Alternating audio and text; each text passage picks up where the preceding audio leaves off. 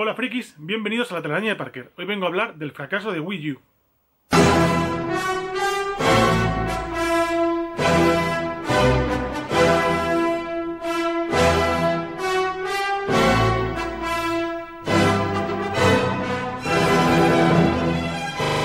Y bueno, este es un vídeo que llevo, la verdad que tenía lleva bastante tiempo con ganas de hacer. Es una consola pues que siempre me ha gustado mucho y quería reivindicar. Y también quería hacer un vídeo, pues eso, comentando pues el por qué fracasó esta consola, que para mí es una consola que no debió haber fracasado, pero que tuvo una serie de problemas, bastantes, que son los que llevaron a esto. Entonces, este vídeo básicamente pues va a girar un poco en torno a la historia de la Wii U, los motivos un poco por los que fue, digamos, fallando, y al final pues haré un resumen de pues, los principales motivos, o sea, más esquematizados. Y por último hablaré de algunos de los juegos de Wii U, ya que estamos, porque la verdad es que es una consola a la que yo le he dado, no muchísimo, pero le he dado, tampoco ha tenido mucha vida, y bueno, por eso quería también comentarlo. Para el vídeo, perdón, me he basado sobre todo en el libro de la historia de Nintendo, más de 125 años de entretenimiento, de Ushio Peril. La verdad es que un montón de información. Tiene muchísima información sobre todo de los orígenes de Nintendo y eso, pero bueno, la parte de Wii U, que llega un poquito antes de que salga la Switch, está muy bien y me ha ayudado muchísimo, prácticamente todo de ahí, y luego alguna cosilla que he sacado de internet. Entonces vamos a empezar, ¿vale? Directamente. Lo primero, decir pues que Nintendo venía ahora mismo, en este momento, antes de que saliera la Wii U, vamos a, digamos, a retrotraernos a aquella época, no sé si es 2009, 2010, la consola que tenía en ese momento de sobremesa era la Wii. Era una consola que había conseguido mucho éxito y era algo que no pasaba en Nintendo con consolas de sobremesa desde hacía bastante tiempo.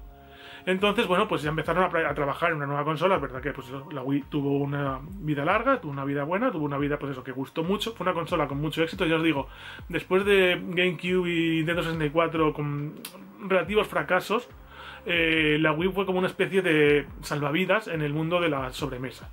Y empezaron a trabajar en la siguiente consola, que sería lo que en aquella época se conoció como Project Café.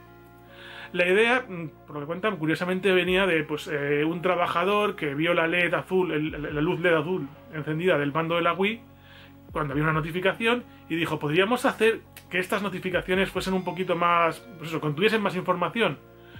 Y pues de ahí pues a que la información fuese a lo mejor algún tipo de mensaje, poco a poco fue evolucionando pues al mando que fue la Wii U. Era un poco parecido pues hasta cierto punto al mando de Dreamcast, con una pantalla LCD. Y bueno, al final se acabó convirtiendo en una consola casi como si el mando era casi como una especie de consola portátil, táctil, con microscopio, con giroscopio, ¿vale? O sea, aquí tenéis el mando, ya se iré enseñando alguna cosilla más. Pero es muy importante distinguir esto de la Switch. O sea, este mando no es una consola en sí. Esta consola, o sea, el mando, se puede jugar a juegos sin tener la televisión, pero es verdad que tienes que estar cerca de la consola. No te puedes ir de casa no te puedes ir de casa. E incluso dentro de casa muchas veces, pues si te alejas de la habitación donde está la consola, tampoco te funciona. Tienes que estar relativamente cerca.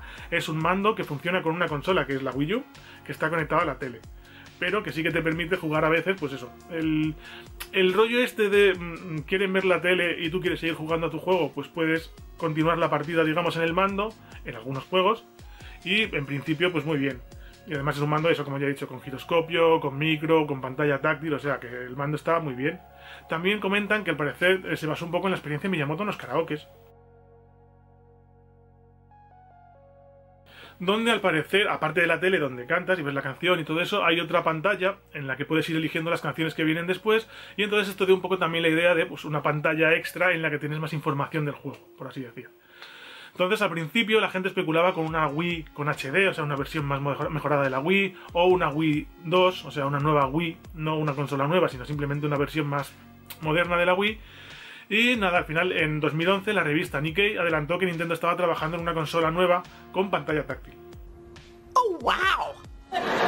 La consola se presentó en abril, en el E3 del 2011. Y ahí en ese E3 Satoru Iwata comentó que la consola pues quería enfocar el juego un nuevo modo de jugar.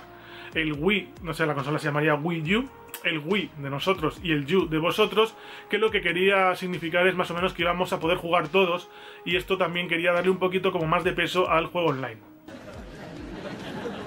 La consola se presentó con el Pikmin 3, comentando pues eso, que podrías gestionar en el mando a los Pikmin, Pero al final, pues uno de los problemas que tuvo la consola y que iréis viendo a lo largo de los vídeos es que pues, el juego no salió de lanzamiento con la consola y este fue uno de los problemas que fue arrastrando esta consola, el tema de los juegos. También decir que otro problema que hubo fue que se le dio tanto bombo al mando que la gente pensaba que no había consola o que el mando era la consola o que era un accesorio simplemente de la Wii. Que es otro de los problemas que tuvo esta consola, que no fue comprendida porque no fue bien explicada, hasta cierto punto. Decir que el año siguiente, en el E3 del 2012, se presentó más de la consola y bueno, ya estaban previstas la PlayStation 4 y la Xbox One para estrenarse en 2013, con lo cual Nintendo, si quería adelantarse, tenía pues lo que acelerar para poder meterse en el mercado antes, por así decir. Y en este E3 de 2012, Nintendo presentó también el Nintendo Lands, un juego que constaba de varios minijuegos con juego asimétrico.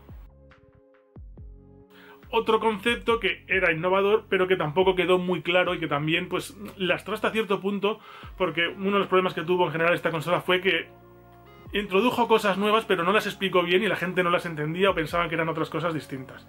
También decir que la consola, pese a tener HD, que era la primera consola de Nintendo con HD, no era mucho más potente que una Play 3 o una Xbox 360, o incluso un poquito menos.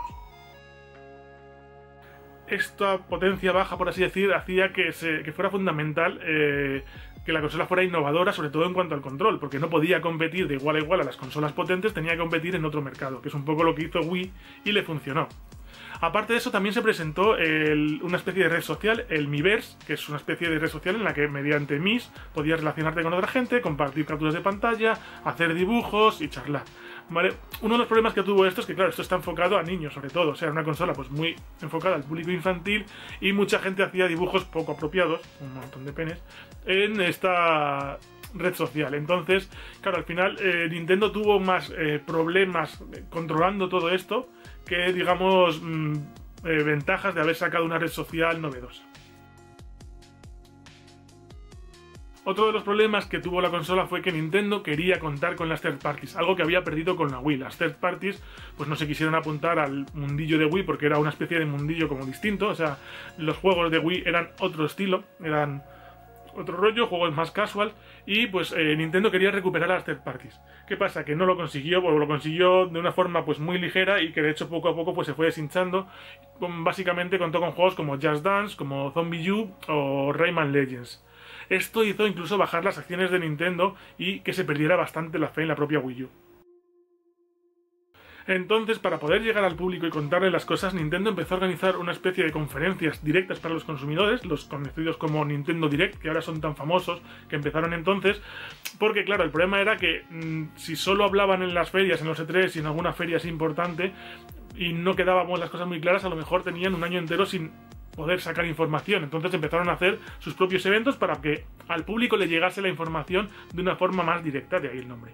En estos Nintendo Direct fue donde presentaron el Bayonetta 2 como juego exclusivo para Nintendo, que era un juego que pues la primera parte había gustado mucho, estaba muy de moda, y entonces era un juego con el que Nintendo se jugaba muchísimo.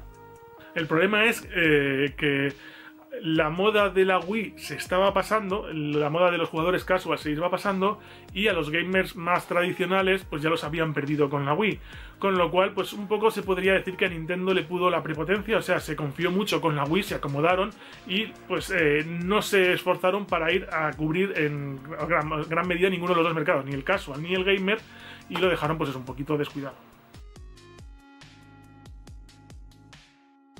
Y bueno, hasta aquí, digamos, la gestión de la Wii U, cómo llegó a ser conocida por la gente a través de los Nintendo Direct y de los 2 E3 del 2012 y el 2013, perdón, 2011 y 2012. Y voy a dejar este vídeo aquí porque me gustaría empezar el siguiente vídeo ya con el lanzamiento de la Wii U, primero en Estados Unidos, y digamos, la recepción que tuvo, la acogida que tuvo y los juegos que fueron saliendo. Entonces este primer vídeo queda como, digamos, la presentación de la consola hasta su salida. Y en el próximo vídeo pues hablaremos de la salida de la consola, los juegos que hubo, problemas que hubo con la consola y ese tipo de cosas. Así como siempre, un buen like si os ha gustado el vídeo y suscribiros al canal.